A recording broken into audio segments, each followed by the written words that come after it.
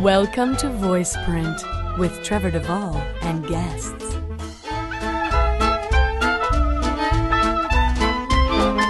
And now, your host and mine, Trevor Devall.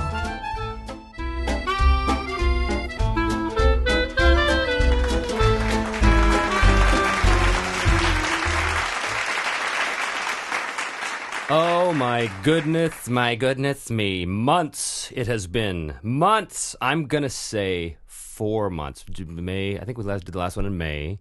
June, July, August, September. 4 months. 4 long damn months that I have been neglecting you, my beloved listeners. And for that I do apologize. I really do. But as those of you who have been keeping up with the news on the website know, the reason why is a very good one. I had a play that went up in the Arts Club Theatre here in Vancouver, a play that I wrote and a play that I was in, and we did an 8-week run, and that was murder, let me tell you. But that's why I didn't have any time to do the show. And then I was all set to do the show with our current guest today, Mr. Colin Murdock, and then I decided I had to go off and go to Vietnam for a while. So I'm back from Vietnam, I'm back from Cambodia, back from Thailand, and I'm a better man for it. Anyway, I want to apologize for all of you out there in Radio Land who are waiting so long for the next episode. But onwards and upwards, we're back with Voiceprint with Trevor Devall and Guests. I am your intrepid host, Trevor Devall, and I have my guest here, one of the few, the proud, the great, the powerful, dare I say, the flatulent. No, I will not say that. What I will say is that I'm very happy to have him on the show. And before, as in the tradition, the fine tradition of Voiceprint, before I give you his name, even though he's sitting here very, very quietly, trying not to make a beep, which is very nice, before I give you his name, we're going to play a little clip. This is Name That Clip. So, here it is. August 17th, late afternoon. Put down one Japanese bear with strychnine. The next day, August 18th, poisoned meat with cyanide. Fed it to 2 female lions and 1 black panther. Thursday, August 19th, rain. Zoo closed for the day. Poisoned 1 male lion, 1 female cheetah, and 1 male brown bear in the morning. And later on, poisoned 3 male tigers, 2 female panthers, and 1 female puma. The 3 elephants will just have to starve to death. The following day, August 20th, rain. Placed a noose around the neck of a Japanese brown bear and strangled it. Lion survived poisoning, stabbed it to death. And without further ado, ladies and gentlemen, the one, the only Mr. Colin Murdock. Wow, thank you, Trevor. That was some introduction. I'm still feeling kind of bad for the elephant right now, actually. I heard that clip and I thought, oh my gosh, this is so awesome. Just a list of all the animals you've murdered. Wow. Wow, the poor kids are going to think I'm a murderer, an animal murderer. That's letters from PETA now. That's a clip from a show called Tetsujin, right, which we did with Rob Bakewell at Westwood. Yeah, and quite a good show. It's like a Frankenstein kind of show. I don't know who you were in that, but I'm loving it. He was, he obviously had a lot of cleanup to do. I was the cleanup guy, playing cleanup there. Oh, wow. Quality, only the best. Excellent stuff. Thank you for coming. Hey, thank you for having me. This is a new record for, well, not a record. It's a hallmark, because this is the first time that I've done a show in the afternoon and not at night. Not at night. Okay. Normally I'm half cut when I do these shows. I see. But right, it's Yeah. No, I demand an earlier time. That's right. That's right, damn it. Anyway, we've got a whole lot of stuff to cover and not a lot of time, so let's jump right in and have a look at your history.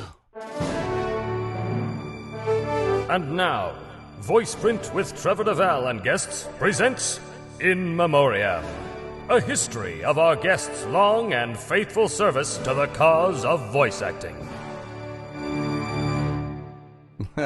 In memoriam. Good. Wow. I feel so billboarded in every way. With that nice, rousing Olympic style theme. Dum, dum, dum, dum. Well, is that the new theme or the old theme? Because I know there's a big thing with a theme. This is the thing. So, IMDb is our somewhat trusted, not really trusted source that we use. I feel like I'm in a test. I'm worried now. I don't expect you to remember anything you've done, because I certainly don't remember anything I've done. It's fine. I remember some things. The first one on here is the ongoing, or as they say, filming robots. Robots. Wow, yeah. Now, this is going to be a big show. It's very cool. We just saw some yesterday. We recorded what maybe. Well, it was an episode well along anyway, and we got to see some of the animation. It looks fabulous. It's pretty high end stuff, eh? Oh yeah, it looks really cool. And there's these little robots who all roll down these tracks in this city. Hence the name called Flip City, where they roll. And that's how we roll. Yeah, the animation looks great. I think it's going to premiere on YTV. Something like January 2009, something like that. So coming up, and you play a number of characters. I get to play a few. My main character, and I've made the bad guy list. I've always, I mean, look at this face. Are you kidding? Kids, look at this face. I'm telling you, if you could see it, there's no way. It's horrible. Are you kidding me? Anyway, so I play. Vertex, who's kind of this evil, slimy spider bot who kind of lashes out at people. He has a lot of angst, all right? And so anyway, that's very great. Cool. It's nice when you finally make the villain list, isn't it? It makes you feel like you've done something right. That's right. I always seem to come up with a bad guy role. Well, not always, but a lot. You do still a lot of stuff. You're very versatile guy. You may try. What can I say? It's true. And here we have, this is another massive show, and I got to tell you, I'm very, very upset with everybody in the production team that I never even got a guest star on the show. I know what you're gonna say. Yes, it is Stormhawks. Yeah, it's big. Big show. Yeah. I get lots of questions about it from the fans. And as I said, I actually have never been on the show, kids, so I can't answer your question. Well, it's a great show, and I know you did the earlier show for Dragon Booster, and they're just great guys to work with, as I've heard you mention on the show before. And the whole team up there, they just do such a great job, and it's always fun to work on. And Stormhawks is so great because I get to be not a bad guy. This is a great part. I get to be a big dumb guy, which is my other big. And if I'm not the bad guy, actually, on that show, I get to be Junko, who's big and dumb, but very powerful, and he gets angry if things don't go right. He kind of keeps things all in line. And pardon me, just getting over a cold. It's all right.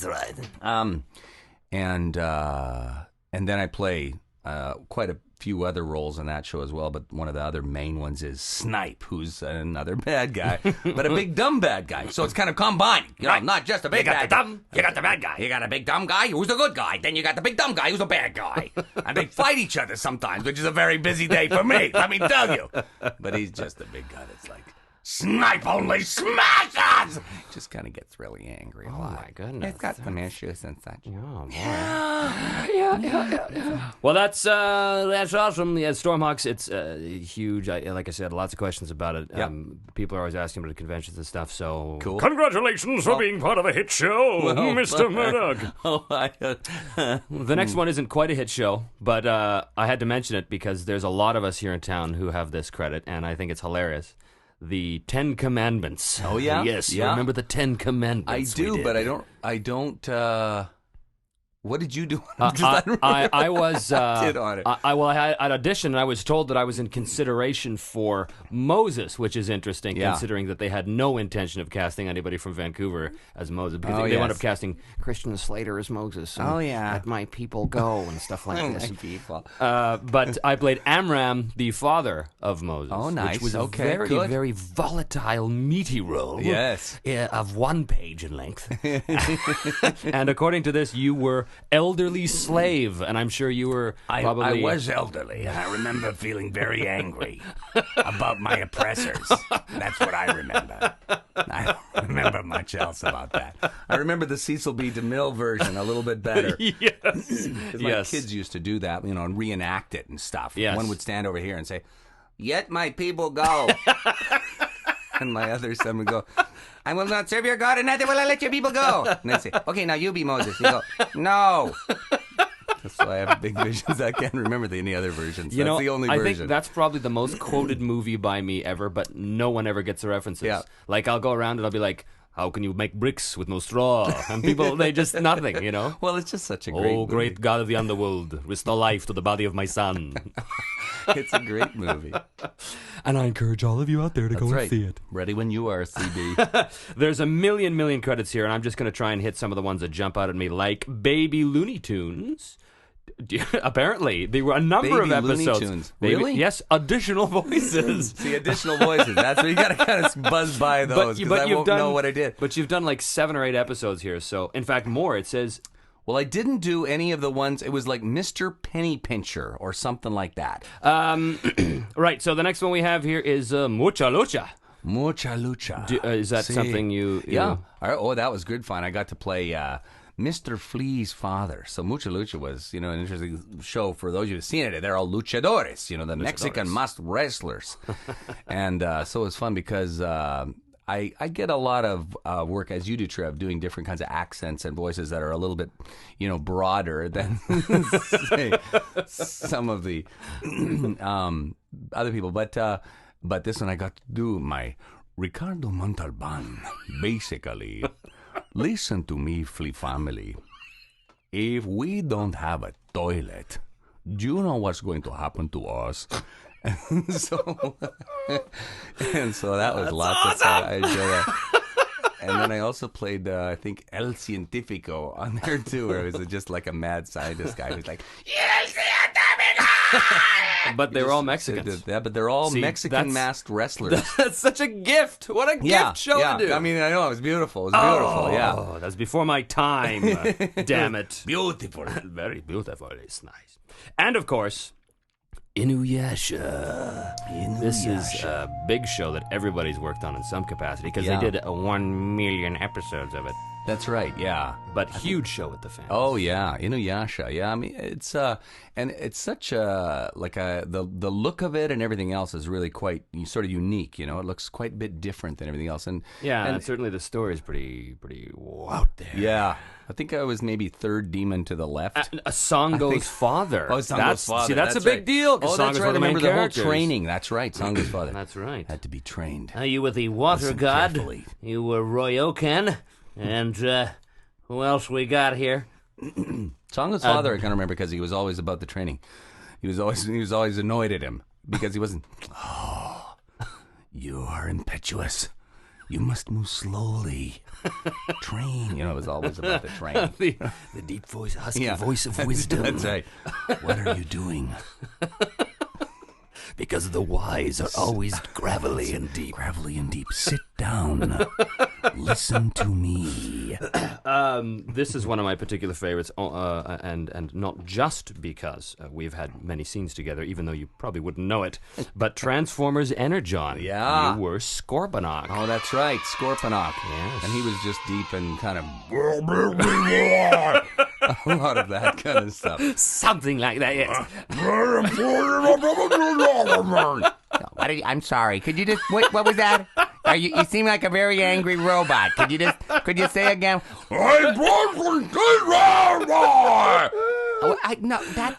Okay, sure. You want to go through here? Because it's fine.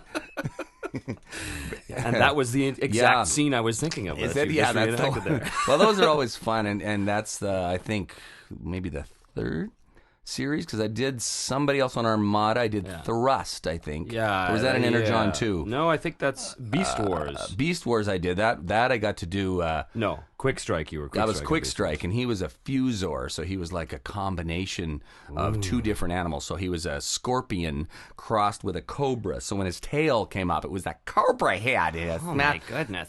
And he was a shark riding an elephant. He kind elephant. of talked like this here. Why don't you just sit down over there before I blast you?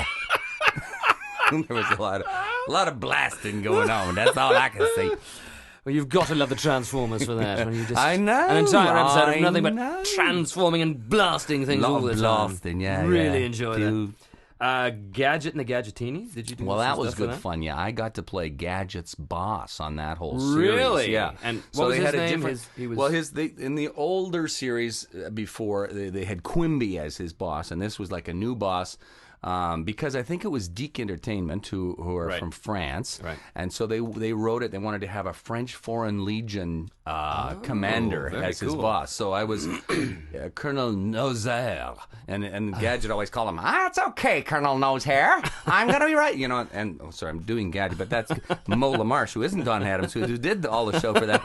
Mo's brilliant. But Mo was in L.A. We did this here, and so I'd be patching it in, going, never mind that. And then going, Gadget, listen to me, you imbecile! It's just like really angry. Get out of my office! And he was always, basically, he's a cross between, Peter Sellers and Jean Chrétien. That is the most ultimately intelligent I have ever seen. And the funny thing is the French loved it. They listened to this sort of bad kind of combination of a British guy. That is exactly what we sound like. And a Quebecois guy. And they thought, you know what, it's funnier than Jerry Lewis. I like it. I'm just saying something because he's the funniest man ever. He's the funniest man alive. So, man fall downstairs. You cannot stop that. He sounds quite Quebecois or maybe English. I don't know, but it's funny. Crazy funny. Crazy. Also, you've done some live action things, like on camera, as a real actor, as they call. Cold Squad, they say. Oh, yeah, I did a Cold Squad. Oh gosh, yeah, I did a Cold Squad. 2003, is that right? I think so. I didn't know you did the on-camera stuff. Well, here's the weird thing. Do you want to hear this now? Do you want to? No. Okay, no. Because it all fits together when you see the whole picture. It's like a marvelous jigsaw puzzle, which we're going to put together, but not yet. We're not there. He-Man and the Masters of the Universe. Oh, Hordak. Yeah, that was Hordak, the evil Hordak. This is one of those stories of shows where you think, wow, I got Hordak. He's like the evilest guy who's like in charge of Skeletor and invented him and everything else. So you think it's like a whole bunch of episodes. Well, he's in 2 episodes. But he was basically just... Hordak was basically a lot of breathe. This was Hordak.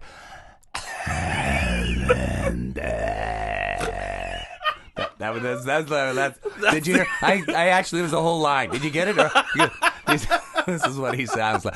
My brother. So that was Hordak. That's great. Thank you. See you in 5 more episodes. And he comes out. That's the thing about playing the really big, like the power behind the throne bad guy. Because there's the bad guy. There's like the Darth Vader bad guy who can be redeemed, and he's in every episode. And then there's the really bad guy who shows up maybe twice in the series. So Skeletor was Brian Dobson, right? Yes, Brian. Skeletor. Yeah. X-Men Evolution. You were the Chop Shop boss. Yes, you don't remember that. But a reason why I bring that up is because a listener and a fan of the show has specifically brought that up. I think she was doing it just to yank a chain or something. I see Chop Shop boss. I don't remember. I honestly don't remember the Chop Shop boss, but I did. I mean, I think I only did maybe 2 or 3 episodes of X-Men. And it was great fun. But I also did. I got to play. I think is it Willie Lumpkin? That was in Fantastic Four. Oh, Fantastic Four. I'm getting that mixed up. Yes. He was like little. No, who was what he? What did I do in the X-Men though? I played the mailman. Willie Lumpkin was the mailman guy in their building in X-Men. Oh. In Fantastic Four, right? No. See, wow. You know? My... I know nothing. Yeah, I know. Willie Lumpkin, Fantastic Four, yes. Yeah, Fantastic Four, you're right about that. But here's the mailman in the building that Stan Lee played in the movie. So that was like so cool. So you're like Stan Lee, sort of. Totally was. What else we got here? Rockman, otherwise known as Mega Man. Ballman, you were Bowlman. Bowlman, yeah, that was, I remember that. Mega Man, I was Bowlman. That was really cool. I think I was something else in Mega Man, though, too. Wasn't it? Does it say there? It says... I think I was like the Bowlman. electrical guy. The Mr. That's what it says, yeah. I don't know. Anyway, Bowlman was cool because, he'd like be a bowling ball and then would roll. And people would scatter. You would not believe the power of Bowlman. He was good. I thought that was Mega Man. I think it's Mega Man that I was also the electrical. He was, what was he called? He was like, I can't remember his name, but he was like his power was, he was like electric baby, and he was like a crazy British rock star. Yield to the power of 1,000 volts. Sort of like that. I can't remember what his name was. Somebody will remember. I think. Oh yes, and they'll write in, guarantee, as soon as they hear this. Oh, yeah. Actually, I can tell you. I'm pretty sure that was on Mega Man. So feel free to write in to the show, why kids. I'm confused. It was a different show. Rudolph the Red-Nosed Reindeer and the Island of Misfit Toys. Misfit Toys. Yes. I was King Moonracer, I think. Yes, you were. And of course, Reindeer number 1. And Reindeer number 1. Number 1, not number 2. There. Not number 2. Because number 1, he gets a spin-off. We're number 1. We're number 1. Beast Wars we already talked about. Quick Strike. So many things here really kind of. And Jinro. This is Jinro was big. Yeah, very very big. That was very cool. The Wolf Brigade. Yeah. Well, it was one of the first times that I think I'd worked on like serious anime, like a really kind of a cool story, and just see the animation and how everything worked. And how careful they are with the translation and just kind of making the whole story work. It was a lot of fun. Yeah. Yeah. They still have that poster up at Ocean. Yeah. The I have one in my house, too. Well, look at you. Well, listen, I think that about does it for the IMDb thing, but we will take a small little break, get some air in this bloody hot sauna, I call it studio. Oh, and by the way, you are the first one to be let out of the closet, because yes, exactly. Well, I'm excited. We're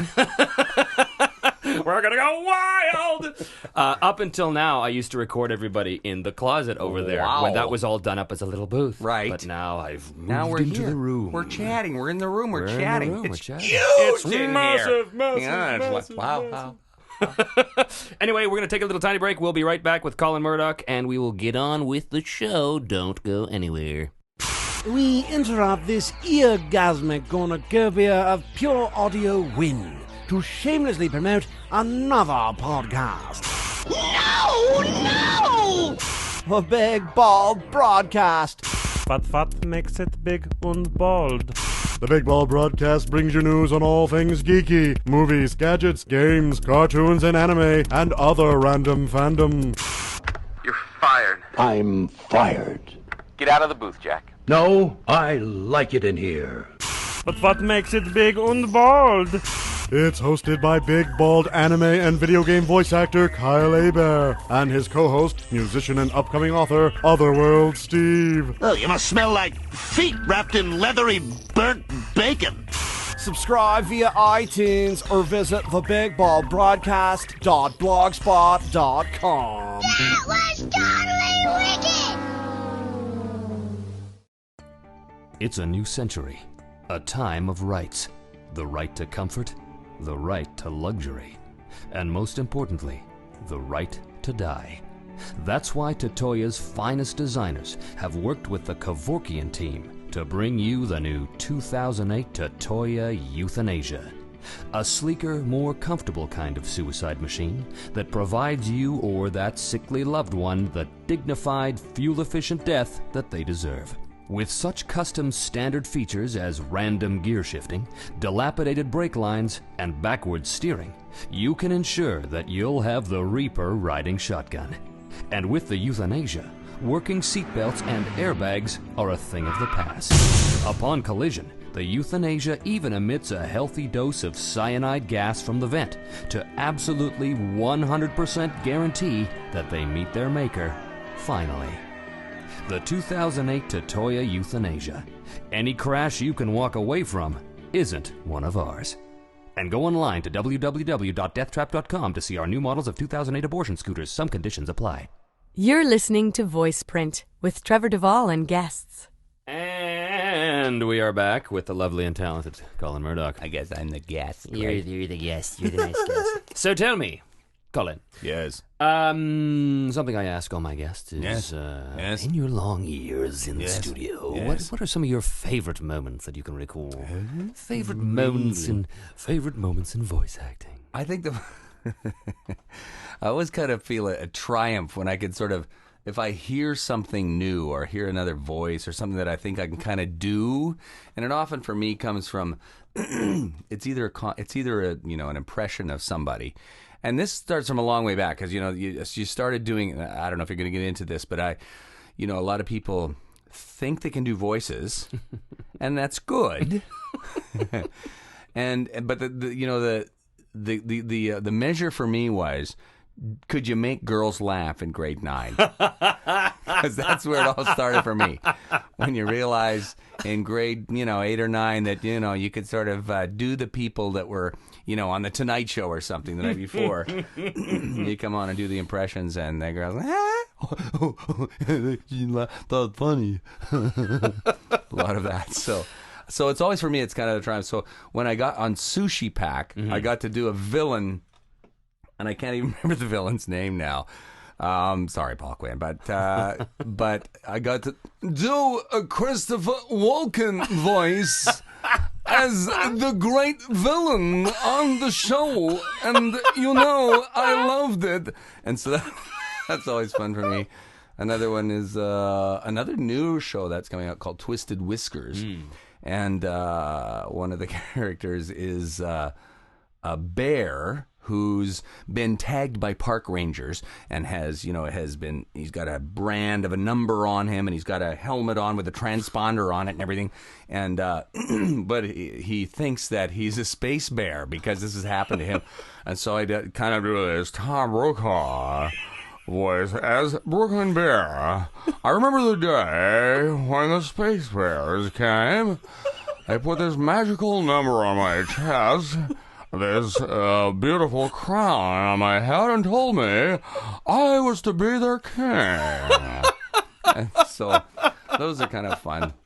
And it's always fun when you can crack up the other actors. Then you're really you're hitting on all cylinders if you can make the other actors kind of crack up. So that's always what you shoot for in session. That's always kind of fun. Yes. Yeah.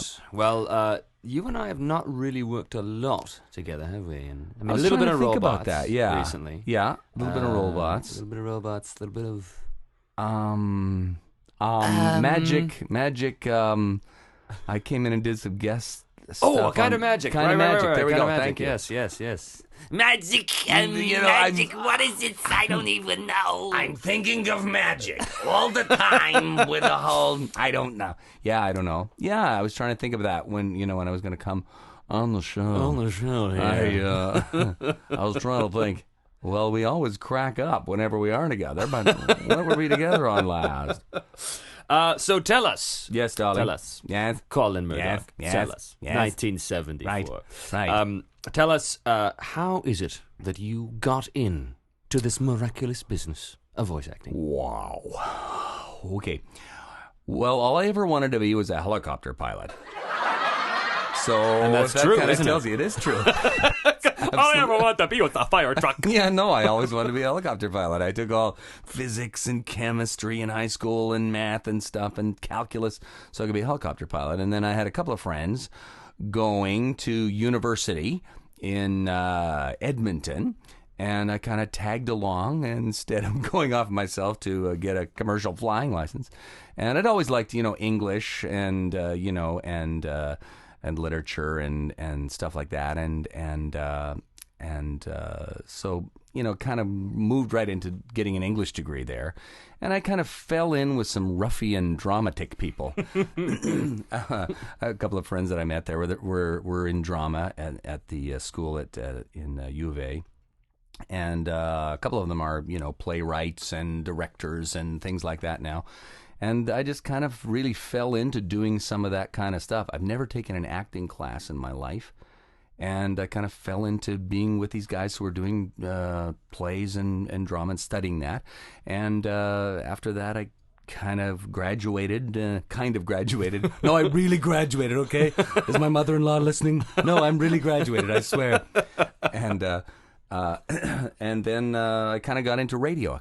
I have to stop saying kind of. Could I stop? Could you kind of stop saying? Let's edit. Maybe you can do an edit on that. It's like a kind of edit, just like a macro, and we'd seek out all those. Anyway, I'll just go back and put beep beep every time you say. I had a friend who was working in radio, and I was actually working when I went to university for the Parks and Rec Department at the City of Edmonton. And I'd always wear these cool headphone things and listen to the radio. And then I'd always be doing impressions of I'm Glenn Yost. I remember Glenn Yost was a news announcer. So I'd always be doing that. And they go, the guys who are working in Parks and Rec sound like this. Hey, Colin, man. They called it the Park and Rec Department. And they were, anyway, that's a very long story. But they said, you know what? You have a really good voice, man. You should think about going into radio. So they said that, and I thought, okay, I guess that sounds like a good idea. And so I had a friend who was actually working in radio at a station in Red Deer, Alberta. And I went down there, made a tape, and they had an opening for a news guy. So I got the job just by making a tape. And I could write stories because I had a degree in English, like I said, and so I just had a real kind of affinity for it, and kind of went from there, worked in several stations, did news. The copywriters found out yet again. I was outed that I could do silly voices, so they'd be writing commercials, for a Cary Grant thing. I'm riding down the road in my sports car, I'll write that. It's for our client. So it was all really in-house kind of stuff you were doing. I mean, back then, who else was telling me this? I think it was... maybe it was Terry. Terry worked in radio, yeah. Yeah, that it was all in-house stuff. That's right. You do all the little promos. You do. Right. Like when I was working in Red Deer, I'd go out and do remotes from the Lacombe Dog Show. Hey, we're out here at the Lacombe Dog Show. And you'd kind of do all kinds of crazy stuff, and it's kind of a neat place to develop your talents and stuff, because especially in these smaller radio stations, they really kind of turn you loose a little bit, and you can kind of have fun with that. And so I started doing that, and then one thing led to another, and I started doing some plays with these friends I was telling you about. They started working into professional theater. I did a few things like that, some stuff at the Fringe Festival in Edmonton, which is well known as a huge melting pot for dramatic kind of fun. So I ended up doing some stage and theater, then television stuff. I hosted some TV shows. I did some dramatic acting on some TV shows, as you were mentioning earlier. That kind of was the tail end of those kinds of things. I don't do a whole lot of that anymore, and did some of that. And then I was on TV hosting some television commercial, and somebody said to me, I saw you on TV. Do you think you could do a film for our company? We're trying to sell large tanks. And I said, oh, sure, yeah, okay. So then I went on and started directing things, and I directed a whole bunch of documentaries. So you had never directed anything before that? They just said... No, I thought, no. Yeah, so I always say to students when I talk to people or, kids and stuff, I say... don't follow my career. This is kind of like, kind of trying to fall into a tryout in the NHL or something. It's a little bit strange. I mean, in fairness, I did go to university. I do have a degree, in communications in English, and I did sort of hook up with a lot of people who were becoming professionals and studying, and so you kind of aligned myself with people who were really on a track to be employed in the arts in Canada and are. And so, those are always kind of things I say to look for. I'll always say to look for places where you can develop your craft, like that radio was for me, where you can kind of just do wacky stuff. And if you've got talent and you've got ideas, people go, that's great, we'll do that. Sure, we'll do that. I wonder, though, if that's, it seems that in this market, in this day and age, that sort of scenario, that kind of dream scenario where you're working at the radio station doing the news, and today, and blah, blah, blah, blah, and they say, oh, by the way, could you do this little impersonation for a little commercial we're doing? That seems to be maybe a thing of the past now, from what I've heard. It seems because, the competition out there has become so fierce, and the way that radio stations are sort of set up now. But I don't know. I don't work in radio. I think there probably are still opportunities in smaller town radio stations. Like I talk to people who, because of my production experience as well, I get people asking me, how do I get in? How do I become a filmmaker? How do I do stuff? And I know you've been involved in that kind of stuff too, Trev. And you get people sort of saying, hey, well, how do I do that kind of stuff? And I always say, in a smaller market or in a smaller situation, you always have a chance to kind of explore what those kind of things are. So if you've got, a cable station, who I tell kids, go run a camera to cable. I did that. I went and ran a camera at the cable station. I thought, I want to find out how that works and stuff, and how TV works. And so you have to be pushing it. And in the radio station, it wasn't like they just sort of said one day, how about you do this? I was walking down the halls making lots of noise in ridiculous accents the whole time. So the biggest thing really, and I tell this to my kids who are out there, thinking about what they want to do and study too, is that, you can get education, which is fantastic. You can even have lots of talent. And that's great too. But the people who make it are the people who are determined and have perseverance. That's really what it's about. You really have to go for it. I think when I first got to Vancouver, I was talking with a woman who's quite successful actor in town here. Yeah. And she said that, when you first... We were talking with some other actor who was having difficulty getting auditions and stuff, but the actor had only been here about a year. Yeah. And... a lot of people come out to centers like Vancouver or Toronto or LA and think, oh, well, if I just stick it out for that first year. Yeah. But a year. This woman said to me, a year? It takes at least 3 before you know who anybody is at all. Yeah. So, yeah, it's that kind of perseverance that...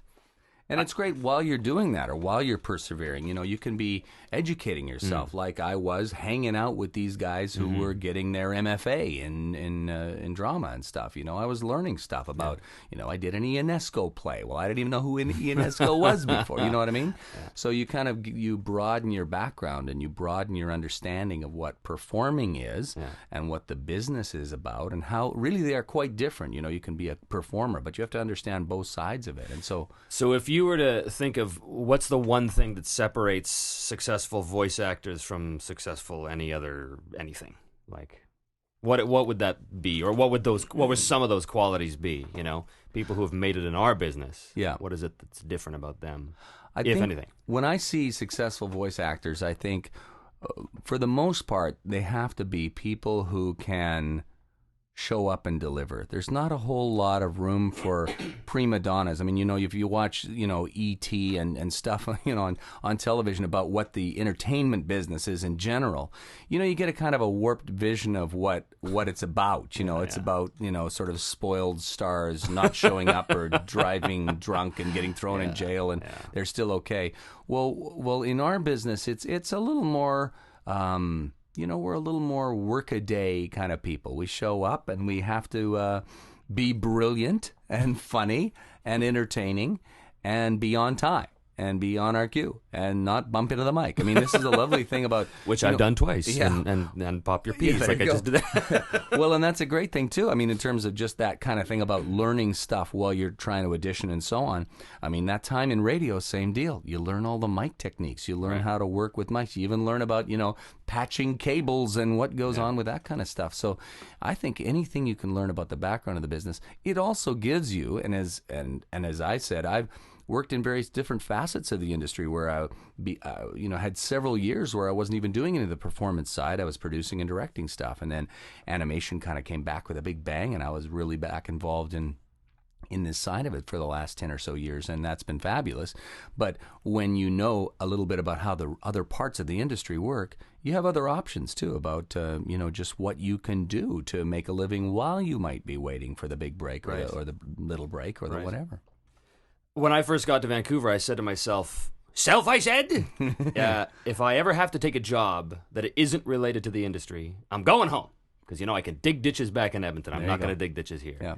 And I stuck to that. And although, I wouldn't have, if you would have asked me back then, oh, so you're persevering, are you? I would have been like, what? No, I'm just trying to eat. But, exactly. But I look back now, of course, and that's exactly what it is. It's when you make that goal for yourself and you say, regardless, come what may, I intend to do this. Yeah. Now, there are those people who do try to get into our business, and they're just not very good. Yeah, and that's that's a sad thing. And that's where, again, if you're hanging around with some people who are connecting or whatever, they're gonna maybe give you a little bit of a clue as to, maybe you'd be really, really good in suit sales. Or something. It's so easy to start with. I know, that's what I did. Do you know what? I would buy a suit from you. I'm not kidding right now, all right? I kid, but now I have to tell you. But right now, I am so serious right now. Well, hold up. Just hold that up. No, the shirt too. Hold the shirt with it. I love it. Just the way you're holding is unbelievable. But I'm here asking for advice on how to audition for this show. Yeah, no, but hold. Just stand and hold. This is good. No, you have to kind of know, when to sort of, listen to the inner voice that says, hey, you know what? Yeah. Maybe I'm tired of banging my head against this wall. But what I'm saying is, if you really believe that you can do it, and you have to listen to the feedback from people, that say, wow, that's amazing. And, your best feedback is always like, I would listen to the people on TV and think, I'm funnier than that. You know what I mean? It's arrogant. It sounds strange. But, you realize, I can be that funny. It's not that I'm funnier than people on TV. But you realize, you know what? That's great humor. I love him. I laugh my head off.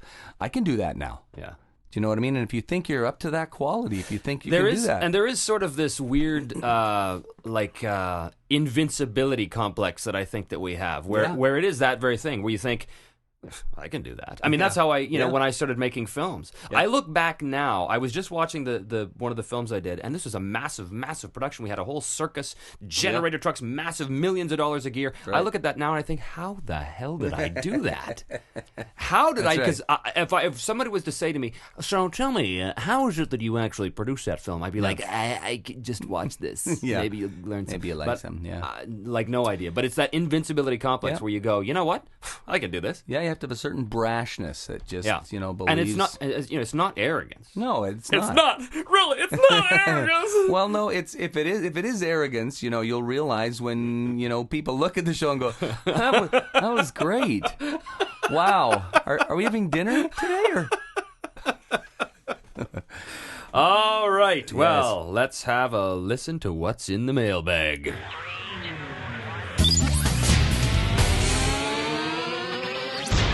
Martin's Mailbag. It's been 4 months since we've heard the sheep at the end of the mailbag, and I'm glad he's back. Actually, I had to kill that sheep right after the 3 bears. I'm sorry, Morton. Your sheep is no longer with us. Had to put the sheep down right after the elephants. That's right. After put the noose around the elephants.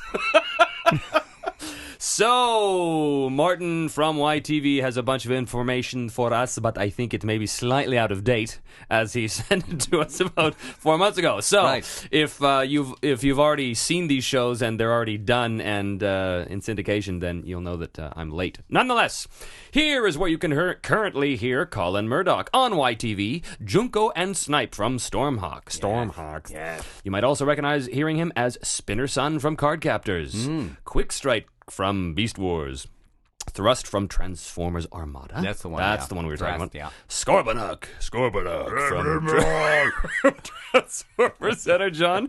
Crunchybug from Trouble Chocolate. Count Zap, etc. Count Zap from Mega Man NT Warrior. Count Zap. That's who I was trying to think of. That was NT Warrior. That was NT Warrior. That's why it was Mega Man, though, right? Still, but NT Warrior version. And there you go. I forgot to pull this. I have. Well, this isn't actually me. Should I keep? Keep talking. He's running out of the room. now. He's going down the hallway. He's around the left turn. It's really slipping on this wet track. Look at that. Will you look? Look it's Junko. Yes. It's a Junko action figure. Wow, and it's Martin. autographed. Trevor, you didn't. I have to have some connection to the show. So Martin hopes that you enjoy that. Thank you, Martin. That's fabulous. Thank you so much. And it lights up. Wait, let's have a look, kids. Let's have a look. Oh, he's all green. He's got a green grappler. Take that thing out. It's been in my closet for too long now, no. so get rid of it. Oh, it's lighting up all the time now. Stop! That's his knuckle busters right there. Oh, those are his knuckle busters. They light up and glow, and then they bash things. All right. You will also see more Stormhawks appearing on YTV's schedule coming up. The live-action Death Note movie is dubbed by the same voice cast as the anime, and as a matter of fact, we just had a screening of that live-action movie at the Granville 7 Cinemas last week, and it was wonderful. I got to tell you, I do a lot of anime stuff, and most of the time, I don't know what the hell's going on, but this Death Note thing, I kind of dig it. Really? It kind of makes sense to me. Yes. It's very nice. It makes sense. The second volume of He-Man and the Masters of the Universe, featuring Brian Dobson as Skeletor, and...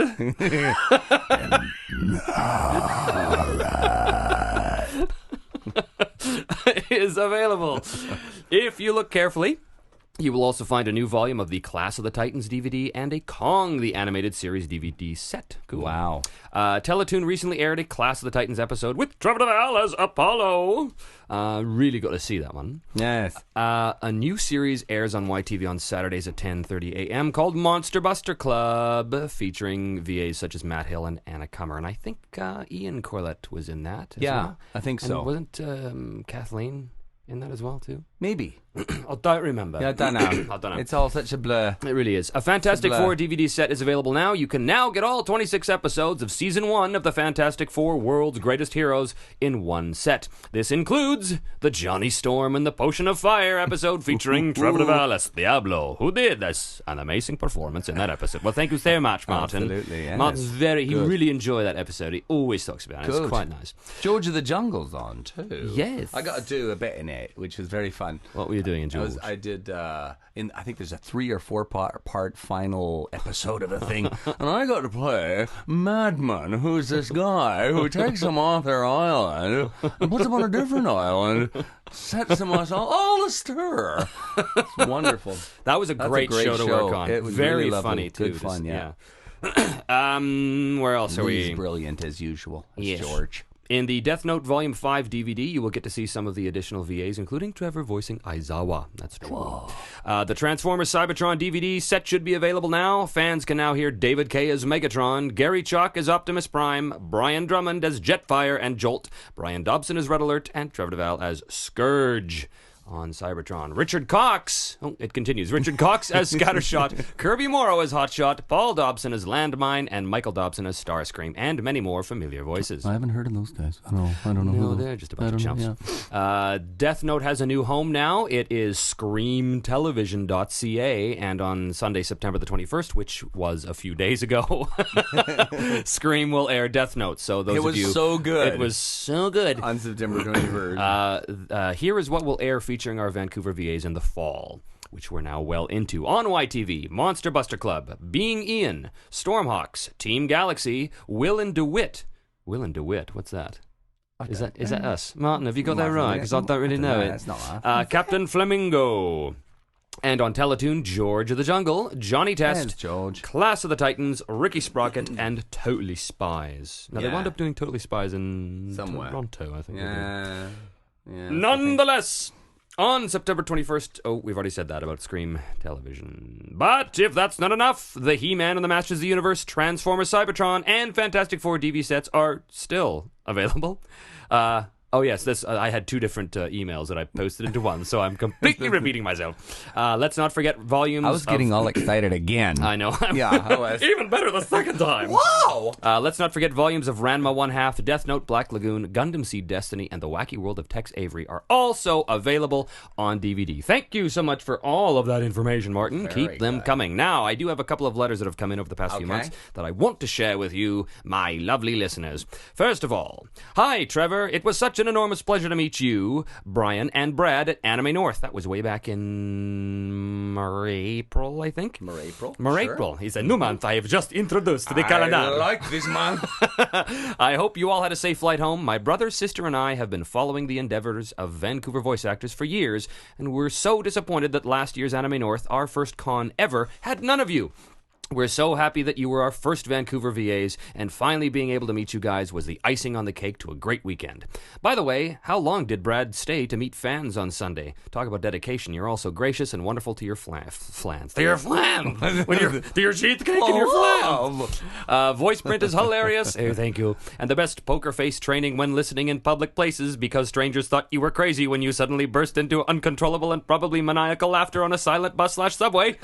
It's so phenomenal. Especially because it lets us hear about the VAs whom we love, but unfortunately don't make many con appearances. Colin Murdock, this means you. What? It was fun parading our Voiceprint signs, and we hope the apron serves you and your guests well. This family, this brother and two sisters, I went to a convention, and they had made these Voiceprint banners, and they made this apron which said Voiceprint, and then your intrepid host, which was for another cafe. So that was super cool. So thank you guys. It's good fun. To continue, we're so thankful and ecstatic that you will send us a Voiceprint episode. Yes, right. They made me the apron, so I sent them an episode. There you go. We look forward to hearing your upcoming works podcasts, especially one dedicated to yourself, and future visits with your sidekick, Brian Dobson, to Toronto. Many thanks. Your loyal listeners, Alvina Stedman and Alyssa Tam. Thank you, guys. That was really awesome, and I really do appreciate the apron. It was awesome. Wearing it right now, actually. That's right, and nothing else. Our second letter comes from Conrad C. It's a very quick, short, to the point letter. He says, Dear Mr. Devall, your voice work for Alpha Q and Scourge was phenomenal. Well, thank you. Wow. Thank you. Look at that. Very quickly. Our next one is from Jessa. She says, Hello, Trevor. I'm just writing to tell you I really enjoy your show. I recently came across it and listened to a couple of your interviews, and I became hooked. I work as a character animator in Los Angeles, and it takes me about an hour and a half to get to work every day. What you have to do for your dream job, sigh. I've started listening to every single one of your podcasts, now on the way, and it makes the drive so much more enjoyable. I absolutely love what I do as a profession, and if it's even possible, listening to your interviews has inspired me to even animate better than I usually do. Wow, that's very cool. Very cool. I hope someday our studio will get to animate to one of your characters you do or will do in the future. I would have a ball with it. Hint, try and voice over more games. I've got to say, out of all the shows you talk about doing, X-Men Evolution has to be my favorite. It sucks that they didn't put Pyro in more of the episodes, and boy, do I agree with that. I had to do a voiceover in college for a couple characters in one of my friend's animation shorts, and I used different voices from my original. And by the time I was done, I could barely talk or my voice would crack a lot. Do you ever go into the studio recording one of your different voices, and when you're done, have your voice crack or falter? I wonder, is it like singing where you have to warm up your vocal cords or just keep practicing? I usually have to go sit on panels at my college and speak to the students wanting to go into the same degree as me, and receiving tons of inquiries through email about getting into the animation business. Even though you get so many people asking about how to get into the voice acting business, it's really cool of you to keep addressing it again and again and again and again with your different speakers on how to approach it. It's great seeing someone want to help out others get to where they are. Good luck with everything, and you were a very funny man. Well, thank you so much, Jessa. And yes, voices do crack. And I thought you were saying, actually, as a response to what you do, I have to go sit on panels. And I thought that was your special. I thought that was Trevor's special warm-up. I had no idea. He brings these panels, and he sits on them. I go to the panels, and I'm fed grapes by beautiful women. It's wonderful. Yes, you do have to be careful. You have to take specific kind of measures with your voice. I recently was told I had to hydrate more, you know, and that's a very good thing. And to keep the vocal fold lubricated, moving, and working as they should, or else moving and the working and the high. That's right. And the flamming. It does fry you if you're doing certain voices, like I do lots of sort of bigger, scary characters that are blah, blah, and then you have some big fight scene or whatever, and then you kind of go next to the thing where you have to do like a Fruit of the Loom spot. Hi, I'm a Fruit of the Loom, and I don't know. Are we gonna get letters now from Fruit of the Loom? I don't know, something that's soft and gentle, and so it is remarkably important to keep care of the instrument, the tool.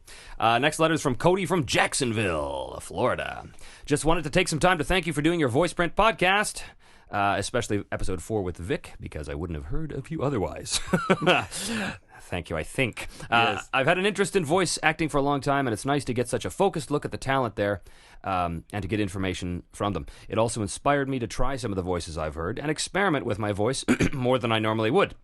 I don't think I go through a day without saying the Peking duck line, which was Tabitha's little advice to me on how to do the Chinese accent. Just say Peking duck, sweet and sour puck.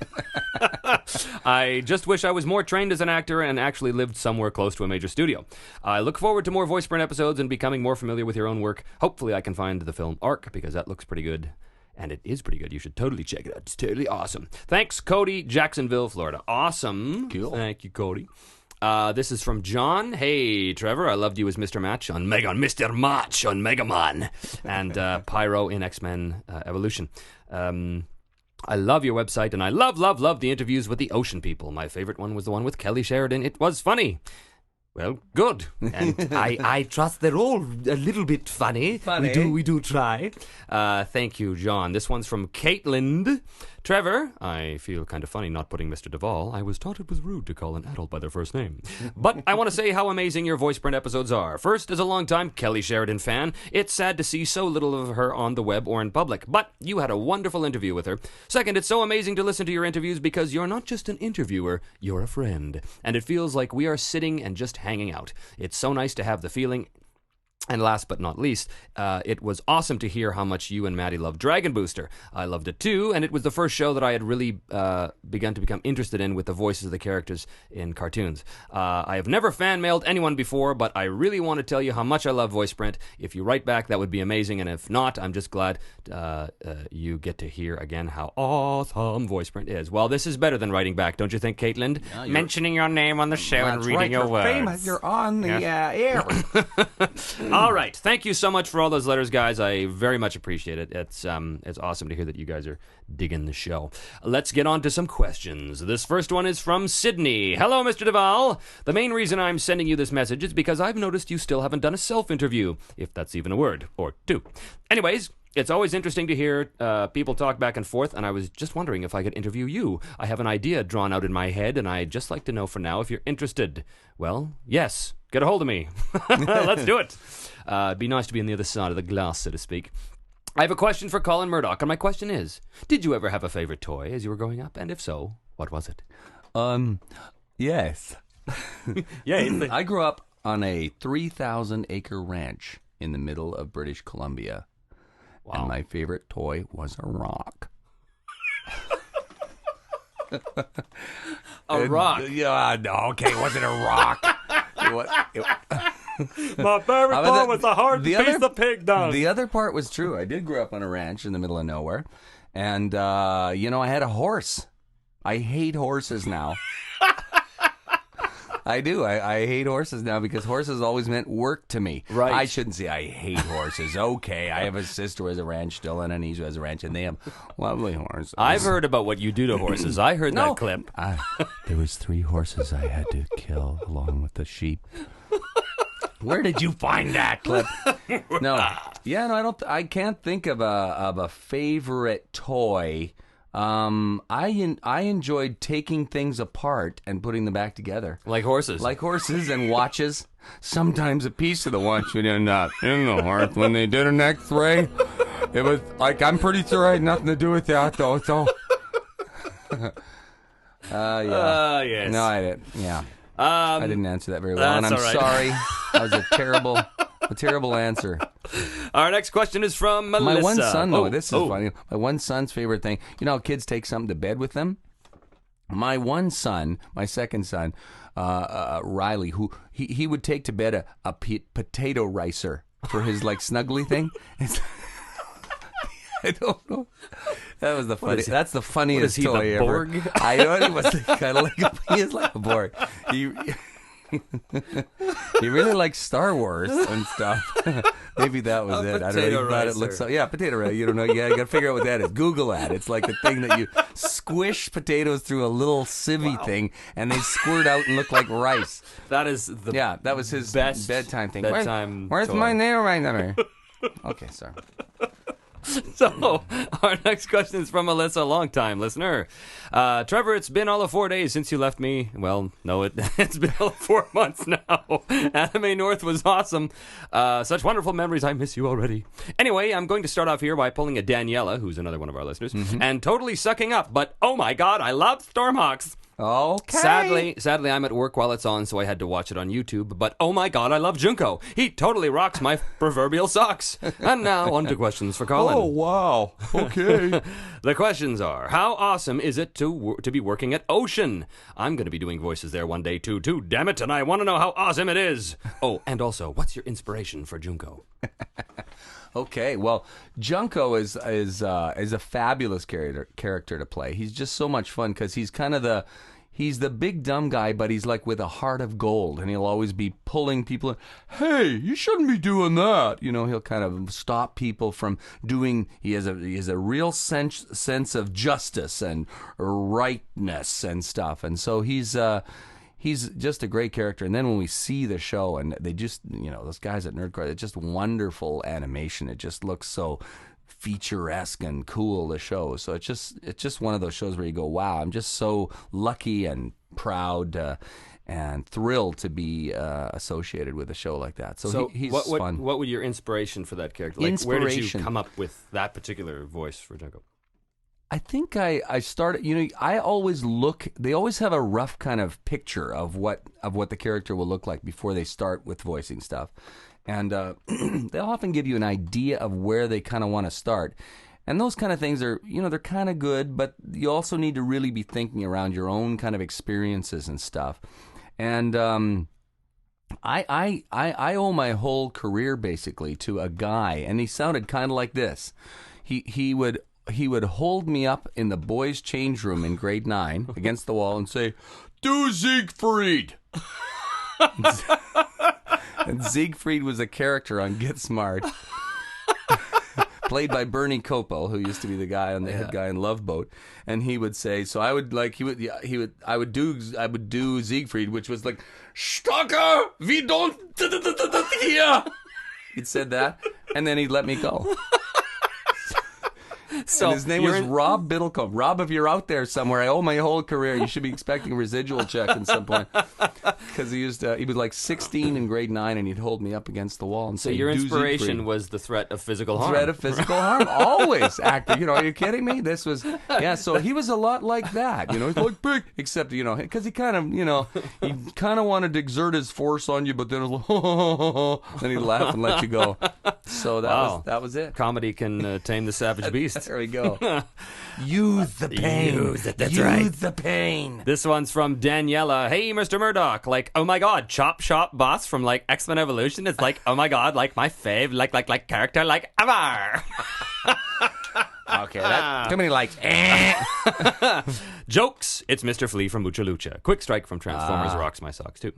Now, we don't have really a question from Danielle, but rather word association. So I'm going to give you a couple some words. Okay. And you tell me the first thing. Oh dear. Oh yes. And this is unedited. I'm horrid at this. I really am. Okay. Yeah. All right. Just let your imagination. I'm feeding up things right now. I can hear free electrons floating. You want to be very clear. I'm waiting. No, I'm clear. I'm very clear now. Here we go. First one. Bumblebee. Bumblebee? What is it? I don't know where it comes from. Bumblebee. Everything, I don't know. You know why I think this? Because of honey. When honey, there is a lot of it. Everything is sweeter. I love it anyway. Don't know where Bumblebee comes from. Excellent. Where do you get these words? This is the word from... Wait, there's more. All right, yeah. Second one. Yeah. Elbow. Elbow. Macaroni. That's okay. Macaroni. Okay, am I doing better? Is that better than the entire thing? Okay, it's good. It's nice. Sauna. Sauna down the... I'm trying to... Did I say it was terrible at this? You're trying too hard. That is a problem. You must not try. Let your mind be free. Sonographic. Okay. Pickle. Pickle, it reminds me of... Pickle is a good thing because my mother-in-law makes pickles, and they're fantastic. Well, there you go. So that's what that is. I think of pickle. Handkerchief. Handkerchief. First thought. Handkerchief. Handkerchief. Handkerchief. Handkerchief. I don't know where this one. Here's the trouble when it happens. When one accent attacks you like this one, then you're stuck with it, right? You try to switch, but no. Cannot happen. You try, but it's not happen. So okay, Irish. Okay, I'll switch to Irish for some reason. I don't know why. For no really good reason. A handkerchief seems like an Irish thing. Because I could use one right now, as it turns out. I've been blowing my nose the whole time. All right. Moving on. This is from... Oh, thank God. This is from... Wow. Kerboffer. Okay. Hey, Trevor and Colin Kerboffer here again to pop in. Wanted to send some feedback for this episode, as Colin is one of my all-time favorite Vancouver voice actors. Oh, stop. He has this uncanny ability that most characters he plays on shows end up being my favorites. Thrust and Scorponok on Transformers, Shadow Man and Count Zap on Mega Man, and even Spinner's Son on Card Captors from back in the day. Wow. You've got an awesome range, and every character I hear you as seems to have this really appealing energy to them. Well, thank you so much.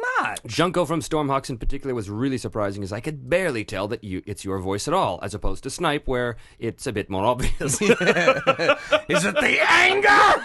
Is that what it is? Anyway, Snipe's a little problem. Hope to hear you in more shows as time goes on, and keep up the good work as usual. Later, guys. That's from Carl. Well, thank you so much. very Count nice. Zap. That was the one I was trying to think of earlier when I was like, right. a billion volts. Yeah. This one's from Kurt. I'm a big fan of Voiceprint, and I've listened to every show. I'm also a huge fan of all the shows from Vancouver, and you, Trevor and Colin, and the rest of the Vancouver-based VAs are some of my favorite actors out there. As a fan of animation and an aspiring actor, it's great to hear from fellow Canadian voice actors about their work, especially since I can't find all of them at conventions. Your show is not only informative, but incredibly entertaining as well. Keep up the great podcast, Trevor, and if you ever do decide to stop doing Voiceprint, I will miss it dearly. Also, for Colin, I am a big fan of your work in Beast Wars and Stormhawks, especially Junko, who is one of the greatest characters on the show. I was watching the episode where Snipe and Junko duke it out with each other, and couldn't help but wonder if you voiced both characters at the same time, like I hear Scott McNeil does at times. Must be interesting to voice two characters at once. I have another question that I think is very important for aspiring voice actors, and I'm a little surprised it hasn't been raised yet. And this is actually a really good question. Has there ever been a time in your career where you were discouraged from being a voice actor? And if so, how did you overcome this? Thanks for your time, and keep up the good work, Kurt. So, first of all... Good questions. Do you, in fact, when you record the two characters... Yeah. Do you go back and forth, or do you do one at a time? I knew Scott McNeil. I'm no Scott McNeil. Scott McNeil does... Always do. Scott is lovely, and actually, of course, works on Stormhawks as well. So we have a lot of fun on that show because, if you listen carefully to, a lot of the guards and the Talons are basically, a lot of them are Scott and I as well. And look out! You run inside. Here, look out! Move! Ouch! Ah! A lot of that. But what you do a lot of times, what directors will prefer you to do, a lot of times you can kind of talk back and forth if it's not a fight. You can kind of talk to yourself as a character. But oftentimes what you'll do is a run of a scene as the one character and then do a run of the scene as the other character. I think you just probably get a better performance generally.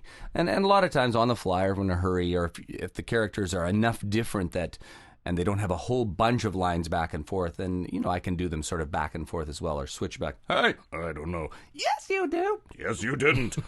But you usually get a better performance, so they'll like you to go through. So that episode with Junko and Snipe, there's actually several Stormhawks episodes where Junko and Snipe kind of had a set to. So yes, those were the earlier question about do you ever have a thrashed voice at the end of the day? Those would be the days where you have a big fight scene and stuff. But yeah, you tend to go through one and then go through the other. And the second question was, has there ever been a time where you were discouraged from being a voice actor, and how did you overcome it?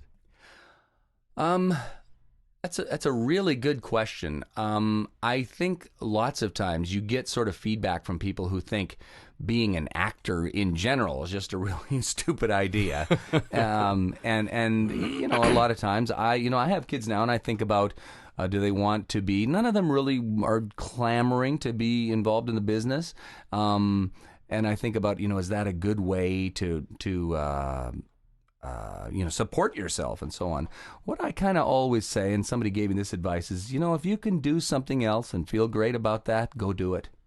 But if it keeps pounding at the back of your mind thinking, you know what, I could do this. There's people who do this and I could do this.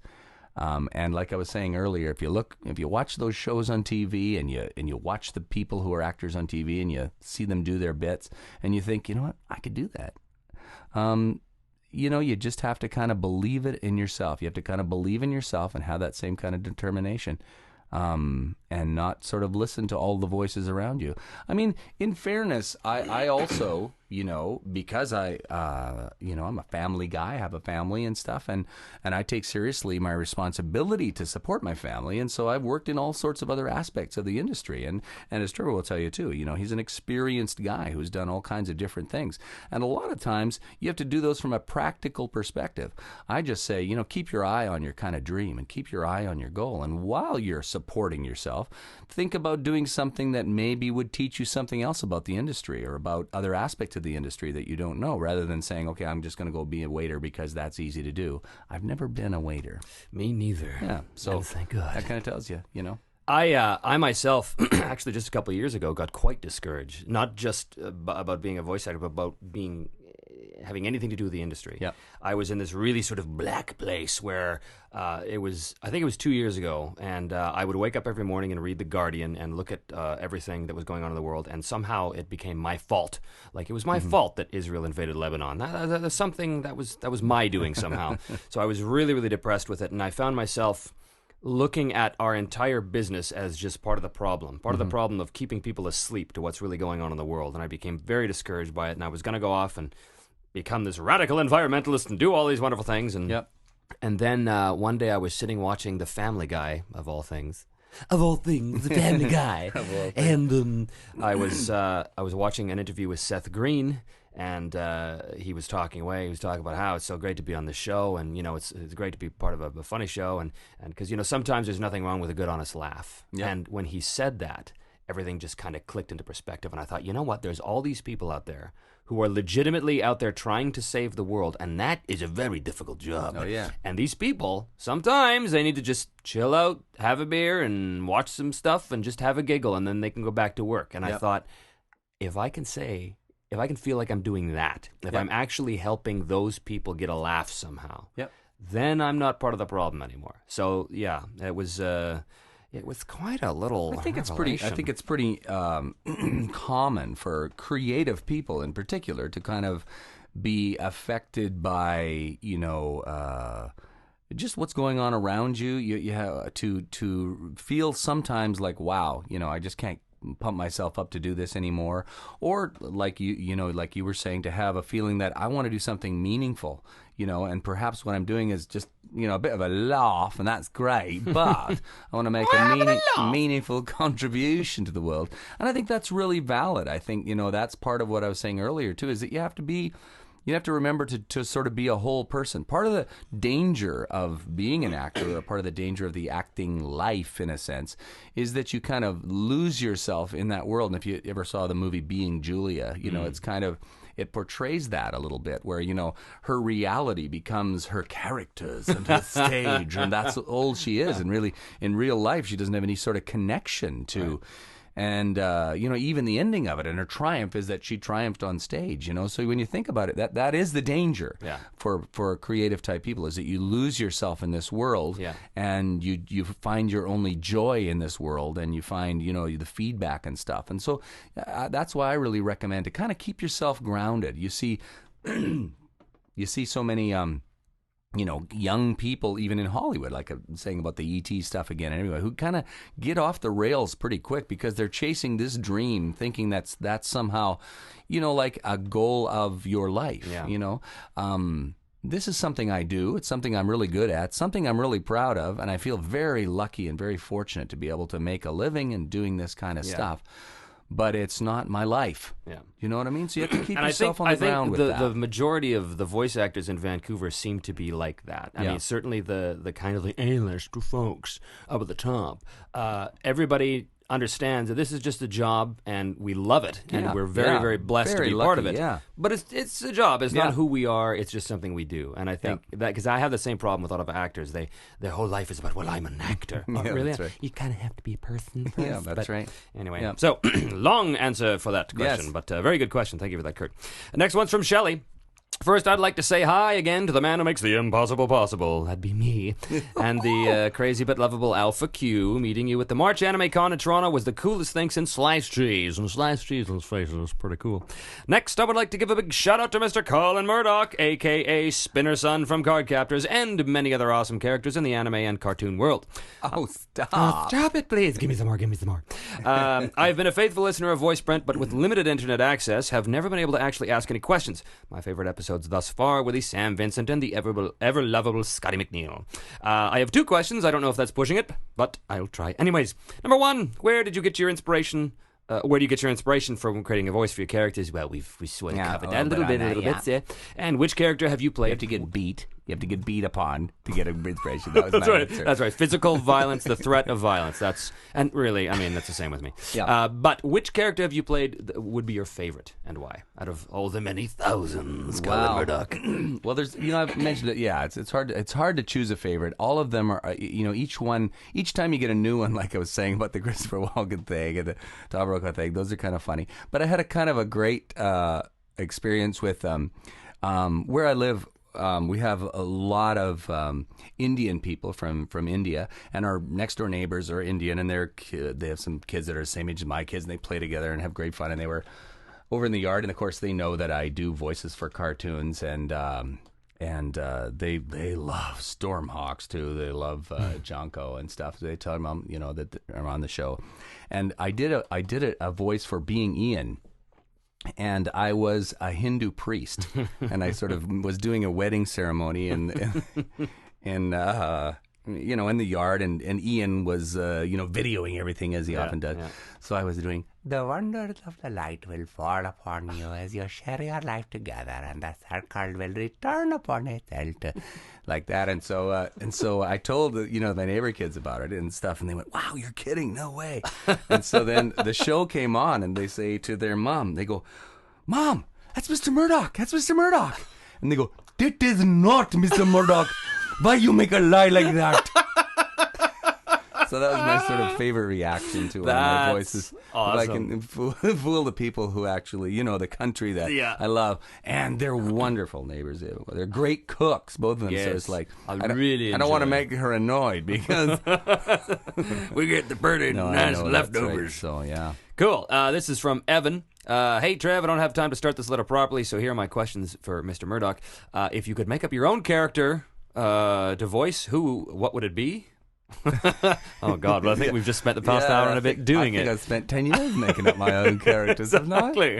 That's a tough one. Yeah. It is a tough one. It is what we do every day. Just so you know, a lot of these characters, you probably wonder, where do they come from, and it's very different. A lot of times they'll just show us a picture, and that's what we bring to the edition. And sometimes it'll just trigger different things in our head, and you kind of bring things from your experience and from stuff you hear or what's popular even on TV. I mean, I kind of did a sort of a kind of a basically one character there was a Tony Hawk movie that I did the mayor of the town, and basically one of my sons my sons all can do voices better than me. They don't work or get paid for it. I'm going, go get paid. Why don't you get money then? Why am I paying for the soccer practice? Anyway, he'd seen Napoleon Dynamite, so he was kind of walking around the house going, hey, that's basically what I'm talking about right now. It's kind of doing Kip the whole time, so it's like a ripoff of my son's Kip that ends up being the inspiration for the mayor of the Sterling Hall. Boy, kids like 180 and kickflips, not this crazy circus. So, where's it come from? I don't know. It comes from the ethers, I think. From everywhere. This is from Isabel. Hey, Trevor, it was great seeing you at Anime North. I'm a proud fan of Voiceprint and hope you continue to impress. My question for you and Colin would be, if you could have any animal/creature as a pet, what would you have and why? I'd have Junko, because he's so big and strong. And if you punch the button, he glows. That's right. He lights up. Lumineux. Lumineux. So, I had a turtle once. Did you? I had lots of turtles. Really? Yeah. The pet store. Oh boy, there's my mic technique again. The pet store owner told me, and I was, I think, 8 at the time, that turtles love bananas. Wow. Okay. So the turtle didn't last very long, and one day I went up to the turtle and I saw he was rather slow. I mean, I knew turtles were slow. Yeah. No, he was slower than usual. He was a little slower than usual. So I just kind of touched his eye, and his eye just kind of stuck in the middle of his head, and it didn't come out again. And I knew my turtle had been dead for some time. Oh, dead turtle stories. Okay, I kill elephants and sheep, but I never, ever, ever killed a turtle. Oh, so I'm off pets ever since that. I had turtles in a pond when I was a kid at the 3,000 acre ranch. Yeah, yes. that's what we had. But my German Shepherd ate them, which wasn't good, which is not easy. He didn't really want to eat them. That's a crunchy snack. Oh, you're talking crunchy bug from earlier. This was crunchy.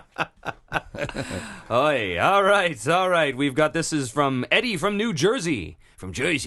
Hello, Trevor and Colin. Shout out. I'm a long-time listener, first-time questioner. As an aspiring actor, I must ask both you and Colin, if you were to write a bumper sticker, what would it say? We're not writers, we're actors. Exactly. Keep up the awesome show, Mr. Devall, and keep up the awesome junkoness, Mr. Murdock. Junkoness. So, a bumper sticker. Now you're on the spot. Yeah, no, I was just trying to think if he had Junko bumper sticker. You know, he would probably say, Kapow! Or something. That'd be, I think, you know what, they had that already. They had those bumper stickers. Yeah, so, other than that, wow. A sticker they wouldn't, pull you over for in New Jersey. That's what I'd be thinking that's about. The one. I guess mine might say, because you see, if you read this, you're too close, or something quite serious. Right. Mine might say, if you can read this, you speak English. That might be a nice. That's a good one. A little nice, yeah. Okay. Yeah, I'd stay with Kapow. This one's from Brian. Hello, my name is Brian, and I'm a new fan of your show, Voiceprint, and I have a question for you and your guest, Colin Murdock. If you were a fish, which fish would you be? I'm going to go with turtle on this one. Well, no, I'm staying with the giant clam that I was on Sushi Pack. There are different fish. I would definitely be a shellfish. Speaking of Jersey... All right, this one's from Skip. Hey, all you people up there in Canada. This is Skip yelling at you from down here in the NC of the US of A. I love Voiceprint, and I'm constantly looking forward to new episodes, so please keep them coming. My question has to do with a show Colin Murdock is recording, specifically Stormhawks. I'm a diehard Stormhawks fan, and I know I can't be the only one writing on this subject. Obviously not. But I was wondering if you, meaning Colin or Trevor, if you had any idea when Stormhawks would be coming back to Cartoon Network or TV in general. The rabid Stormhawks fans floating around on the internet are getting restless, and I was wondering if you knew anything concerning the show that we don't. 100 bajillion thanks in advance. I love you both and your work, and I hope you continue working on and with what you love to do. Peace out from Sparks.Skip. This is the kind of thing that we have all the time where, we know very little about what happens to the show after we get done with it. We're so thrilled when we get to see some shows, like Robots I was talking about, which is coming out. You get to see a bit of it before it comes out and stuff, and that's why it's great to get like Stormhawks. I've seen actually in Walmart in the US of A. There's a whole bunch of episodes on DVD in Walmart right now, which is great.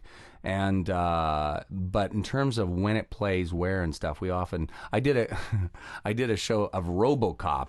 I don't know how many years ago, and I was one of these shows again where I was like thrilled because I got the role of the mayor, whatever his name was, the mayor thing in the movie. Right. He's like the main villain, right. I'm thinking, Mayor Goodrich, right? So I was like, oh, wow, I got Mayor Goodrich. We did 40 episodes. I think I was in 8. Something like that. He's a babe. No, again, it's not the main guy. But that show, I've never seen one episode of it. It's very difficult to figure that out because we really have nothing to do with the whole... Once we're done recording, that's... Yeah. So, sorry, Skip, we... Yeah, but raise a lot of ruckus. Do, because the more ruckus you raise, the more likely it's going to be on. Get it on, yeah. Next one's from Sarah. Hello, my name is Sarah. I'm from the States, and I truly, madly, deeply love love your show, Voiceprint. It makes my bad days good and my good days great. So thank you, and I hope you make more. I love that. That's going to be the new slogan. That's pretty nice, We make the bad days good and the good days great. Oh, yeah. I have 2 questions and one just for you, Trevor. 1, I'm somewhat of a crazy person who likes cake. So this question is, do you like cake? Yes. Wow. What kind and why? Don't answer. She's a crazy person. Don't answer. Cake. What are you, crazy? I'm a bit of a cheesecake fanatic, actually. I had an English friend who'd always say this. His name's Adrian Plass. He's actually a famous writer, and would be doing some project, and he'd sort of say, I was feeling a bit, I don't know, peckish. I wonder if we might find a place where we could get a bit of cake and a beer. Some beer and cake would be nice right now. Beer and cake? Beer and cake, yeah. What an odd combination. Yeah, that's what I thought, but we stopped, and sure enough, it was somewhere in France, and that's where they had beer and cake. All right, question number 2. If you could travel to any place or time, where would you go, and why? France, and have beer and cake. Trevor, I'm going to give you a warning when I say that I'm a huge Dragon Booster fan and a Mordred Payne fangirl. This question is just for you. If Dragon Booster Academy ever got into production, would you return to do the voice of the handsome Mordred Payne? Well, I think I absolutely would, because I, like the rest of us, are whores, and I'll work for anything. No, I would love to play Mordred Payne again. He was probably my favorite character ever, because I never get a chance, like very rarely do I play the teenagers and the teenage villains. Yeah. Fantastic. It was such a great experience. So yes, I would definitely do that. This is from Adil. Hi, you guys. My name is Adil. I'm from India and a great fan of your show. You guys rock. My question is not only directed to Trevor and Colin, but to all of the voice actors working for VoiceBox Productions during the production of Transformers Energon. Did any of you realize... Oh, I remember this question now. Okay, don't be offended by my bad Indian accent, Adil. That's all I'm saying. Did any of you realize during the ADR sessions of the show that Alpha Q, Trevor's character's name, sounds a lot like I'll fuck you? Wow.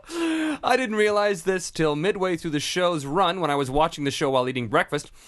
On the show, Alpha Q, was plotting something with Scorponok, Colin Murdock's character. Then Scorponok said something and ended the sentence with Alpha Q. And then I thought, wait, doesn't Alpha Q sound a lot like, oh my God? And then I started laughing my ass off and choked on my Cocoa Puffs. My mom came running from the kitchen and said, what happened? Are you all right? And I said, I'm fine. I was just something on TV. And she looked at the show and said, what kind of language are they using on cartoons nowadays? Wow. Well, I want to start by apologizing to your mother, first of all, because I did not in any way intend that. It's funny, though. Words, like, sometimes will come out in the strangest way, and you go, what did you just say? You know, and stuff, especially if you're shouting out things and stuff. They kind of get really kind of confused. Well, I've never thought of that before. Alpha Q. Gold. All right, this last one is from Joe. I'm Joe Nestor from the UK.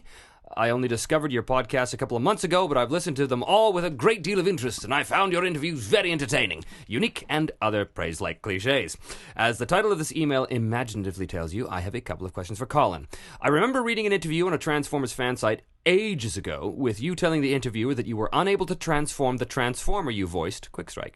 The date of the interview predates your involvement in the other Transformer series, Armada and Energon. My first question is, have you collected Transformers given your involvement in the mythos? And my second one is, do you know how to transform those? Keep up the good work, Joe.